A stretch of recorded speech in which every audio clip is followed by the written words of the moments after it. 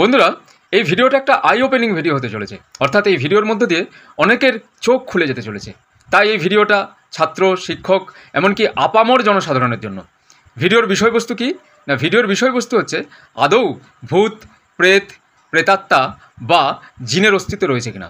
হ্যাঁ বন্ধুরা, এই ভিডিওতে আমরা কোনো রকম বিজ্ঞানের কচকচির মধ্যে না গিয়ে, কোনো রকম দার্শনিক বা তাত্ত্বিক আলোচনার মধ্যে না গিয়ে, কেবলমাত্র খুব সাধারণ জ্ঞান বা কমন সেন্সের মধ্য দিয়ে আমরা বুঝে নেব যে ভূত, প্রেত বা জিনের অস্তিত্ব আদৌ রয়েছে কিনা। বন্ধুরা, আমরা টিম হিসাবে বিভিন্ন জায়গায় গিয়েছি এবং তথাকথিত ভূতের অলৌকিক বহু ঘটনার আমরা পর্দাফাশ করেছি। সেই পর্দাফাশের অভিজ্ঞতা থেকেই আমাদের আজকের এই ভিডিও। তো চলুন বন্ধুরা, আশা করি শেষ পর্যন্ত দেখবেন। কিছু জিজ্ঞেস করার থাকলে অবশ্যই কমেন্ট বক্সে কমেন্ট করবেন। আর যদি মনে হয় চ্যানেলটা সাবস্ক্রাইব করে দেওয়া দরকার, সাবস্ক্রাইব করে দেবেন আর মানুষদের কাছে এই বার্তাটা ছড়িয়ে দেবেন।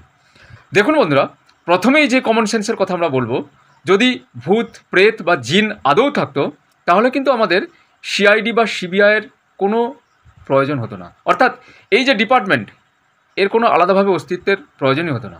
এই যে সিবিআই, সিআইডি, এরা বিভিন্ন খুন বা বিভিন্ন মার্ডার নিয়ে এরা যে তদন্ত করেছেন, কোথাও কোথাও সফল হয়েছেন, কোথাও সফল হননি।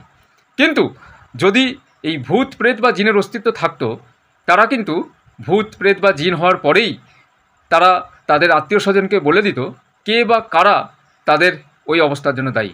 অর্থাৎ কাদের হাতে তারা নিহত হয়েছে সেটা কিন্তু খুব সহজেই বলে দিতে পারতো এবং সেইটা সহজেই সরকার গ্রহণ করত এবং সেই অনুযায়ী তদন্ত চালিয়ে আসল যে হত্যাকারী তাকে কিন্তু সহজেই ধরা যেত। কিন্তু সেইটা কিন্তু ঘটে না, ঘটেও নি কখনো। যে কারণের জন্য এই সিআইডি, সিবিআই, এই জাতীয় যে তদন্ত কমিশন তাদের বসাতে হয় এবং তাদের কাজকর্ম চালাতে হয়। তাহলে এই সাধারণ একটা কমন সেন্স থেকে আমরা কিন্তু ধারণা নিতেই পাচ্ছি বা আমরা প্রমাণ পাচ্ছি যে আদপেই এদের কোনো অস্তিত্ব নেই। দ্বিতীয় যে কমন সেন্স, সেটা আমরা কি প্রয়োগ করব না, আমরা জানি যে কোনো জিনিস যদি সেটা সত্যি হয় তাহলে কিন্তু সবার কাছে একই রকম হবে। অর্থাৎ এই ভূত, প্রেত বা জিন যদি সত্যি থেকে থাকতো তাহলে প্রত্যেক ব্যক্তির কাছে সেটা একই হিসাবে ধরা দিত।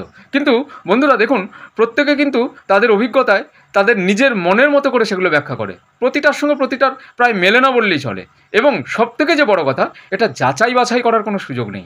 অর্থাৎ যে বলা যেতে পারে থিওরি অফ ফলসিবিলিটি, সেটার কিন্তু এখনো কোনো সুযোগ নেই। তা সেই কারণের জন্য আমরা এই কেবলমাত্র দুটো কমন সেন্স থেকে আমরা প্রমাণ করতে পারি যে আদপেই ভূত, প্রেত, জিন বলে কোনো কালেও কোনো কিছু ছিল না এবং আজও নেই। আশা করি বুঝাতে পারলাম।